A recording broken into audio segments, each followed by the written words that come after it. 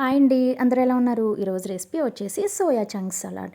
ఇది మనం breakfast, dinner, స్నాక్స్‌లా తినొచ్చు. పిల్లలు చాలా ఇష్టపడతారండి. ఈ సోయా చంక్స్‌లో ప్రోటీన్ ఎక్కువగా ఉండడం వల్ల పిల్లలకి అండ్ డైట్‌లో ఉన్న వాళ్ళకి ఇది ఇంక్లూడ్ చేసుకోవచ్చండి.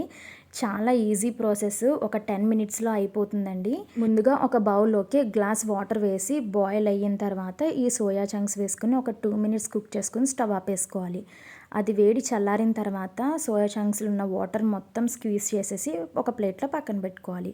ఇప్పుడు ఒక ప్యాన్‌లోకి ఒక 2 టేబుల్ స్పూన్స్ ఆయిల్ వేసుకుని ఈ సోయా చంక్స్ వేసుకుని ఒక 1 మినిట్ అట్లా ఫ్రై అయిన తర్వాత తగినంత ఉప్పు, కారం వేసుకుని బాగా మిక్స్ చేసుకుని ఒక 1 మినిట్ అయిన తర్వాత స్టవ్ ఆపేసుకోవాలి. ఒక బౌల్‌లోకి ఈ సోయా చంక్స్ వేసుకుని 1 స్పూన్ ధనియాల పొడి, నువ్వుల పొడి. ఈ నువ్వుల పొడి పిల్లల గ్రోత్‌కి, బోన్స్ గట్టిపడడానికి హెల్ప్ అవుతుంది.